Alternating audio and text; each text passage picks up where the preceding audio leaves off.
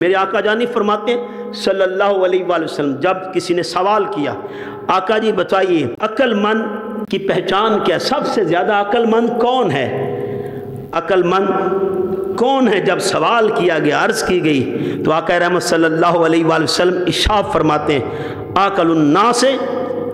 اترکہم للدنیا، جو دنیا کو چھوڑ دیتا ہے، دنیا سے کنارہ کش ہو جاتا ہے اور اپنے رب کی رضا کے لیے جینا شروع کر دیتا ہے،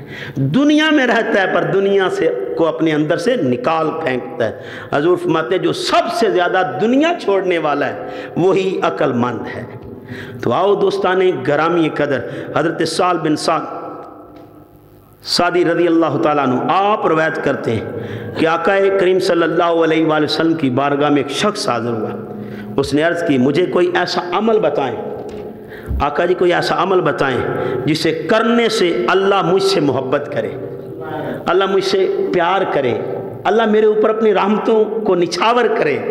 اللہ اپنے انعامات کی بارش مجھ پر کرے۔ تو آپ فرماتے ہیں صلی اللہ علیہ وآلہ وسلم تم دنیا کو چھوڑ دو، اللہ تجھ سے پیار کرے گا۔ اللہ کی محبت کا سبب ترک دنیا ہے، دنیا کو چھوڑ دو، دنیا کی خاطر نہ جیو بلکہ اپنے رب کی رضا کے لیے جیو، دنیا پر نظر نہ رکھو، اللہ پر نظر رکھو، دنیا کے لیے سارے کام نہ کرو، دنیا والے کے لیے کام کرو۔ وہ حضرت رومی کشمیر نے کیا خوب کہا کہ بانڈے اتے نظر ٹکائی اتے کی تیری دانائی، لا یاری اس کاریگر نال جیسے صورت بنائی، دنیا میں نہ ڈوبا رہے، بنانے والے کی طرف دھیان کر لے۔ آؤ عزیزان محتشم، پھر اس نے عرض کی آقا جی بتائیے صلی اللہ علیہ وآلہ وسلم مجھ سے لوگ محبت کریں، کوئی ایسا عمل بتائیں لوگ مجھ سے پیار کریں، مجھ سے محبت کریں، میری محبت لوگوں کے دل میں بیٹھ جائے، لوگ مجھ سے محبت کریں، حضور کوئی عمل بتائیں۔ حضور فرماتے ہیں لوگوں سے بے رغبت ہو جا، یہ طمع حرص لالچ لوگوں سے ہٹا لے، بے رغبت ہو جا، جب تو ان سے بے رغبت ہو جائے گا تو لوگ تجھ سے پیار کریں گے۔ آؤ عزیزان محتشم، آقا رحمت صلی اللہ علیہ وآلہ وسلم حدیث قدسی کے الفاظ ہیں اگر مچھر کے پر کے برابر بھی اگر دنیا کی کوئی حیثیت ہوتی تو اللہ پاک ایک گھونٹ بھی کافر کو نہ دیتا، کافر کو نہ دیتا، ایک گھونٹ بھی نہ دیتا۔ ایک دن حضور سید عالم صلی اللہ علیہ وآلہ وسلم جا رہے تھے، ساتھ صحابہ اکرام رضوان اللہ تعالیٰ اجمعین بھی تھے، تو مفہوم بیان کر رہا ہوں۔ عزیزان محتشم، راستے میں ایک بکری کا بچہ مر گیا، مردار بکری کا بچہ پڑا ہوا تھا۔ حضور فرماتے ہے کوئی اس کو 1 درہم میں خرید سکے؟ تو صحابہ اکرام رضوان اللہ تعالیٰ اجمعین کہتے ہیں نہیں آقا جی کون خریدے گا اس بکری کے بچے کو، یہ تو مر چکا ہے، اس کو تو کوئی بھی نہیں خریدے گا۔ کہا یہی تمہاری دنیا ہے، یہ مردار بچے کی طرح تمہاری دنیا کا حال ہے، یہ تمہاری دنیا ہے۔ اور حضرت عمر رضی اللہ تعالیٰ عنہ فاروق اعظم، میرے آقا کی مراد، آقا رحمت صلی اللہ علیہ وآلہ وسلم حضرت عمر بن الخطاب رضی اللہ تعالیٰ عنہ، عزیزان محتشم، آپ ایک کوڑے کے پاس سے گزرے، جب پاس سے گزرے تو آپ نے کہا جس دنیا کے لیے تم حریص ہو وہ یہ ہے، اس کوڑے کے سوا کچھ بھی نہیں، اس گندگی کے سوا کچھ بھی نہیں۔ آؤ دوستان گرامی قدر ذہن نشین کر لیں، ہم نے آج سارے کام اس دنیا کے لیے کر لیے، ہمارا جینا مرنا اس دنیا کے لیے،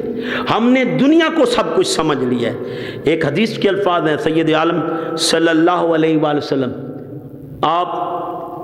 سے حضرت ابو ہریرہ رضی اللہ تعالیٰ عنہ روایت کرتے ہیں، اور اس بات کو امام ترمذی نے اور ابن ماجہ نے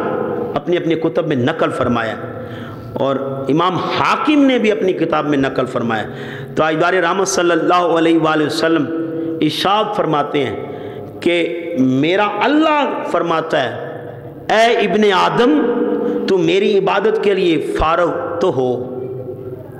میری عبادت کے لیے وقت تو نکال، کبھی میری عبادت کی طرف آ تو صحیح، تم اپنے آپ کو میری عبادت کے لیے فارغ کرو تو میں تمہارے سینے کو بے نیازی سے بھر دوں گا، تیرے فکر و فاقہ کو ختم کر دوں گا، تیری زندگی سے فکر و فاقہ کو نکال دوں گا، تو ہر فکر و فاقہ سے پاک ہو جائے گا، تیری زندگی میں کوئی بھی فکر و فاقہ نہیں رہے گا، بس تو اپنے آپ کو میری عبادت کے لیے نکال، میری طرف آ جا، میری طرف راجع ہو جا، اور میری اطاعت میں زندگی کا سفر طے کر۔ اور دوستان گرامی قدر، اور اگر تو نے ایسا نہ کیا اور دنیا سے جڑا رہا اور دنیا کے لیے جیتا رہا اور دنیا کی خاطر لوگوں سے دھوکہ دیاں کرتا رہا اور دنیا سے منسلک رہا اور میری عبادت کو چھوڑے رکھا اور میری طرف سے توجہ ہٹا لی اور دنیا سے چاہت کر لی، میری چاہت کو چھوڑ دیا، دنیا کو اپنی چاہت بنا لیا، دنیا کو اپنی راہ بنا لیا، دنیا میں سکھ تلاش کرے گا تو سکھ تجھے نہیں ملے گا، تجھے میں فکر و فاقہ میں ڈال دوں گا اور تیری محتاجی کبھی ختم نہیں ہوگی، ہر وقت تو محتاج رہے گا،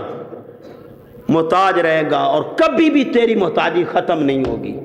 آؤ دوستان گرامی قدر، کوئی تخت پر بیٹھا تھا، محتاج تھا،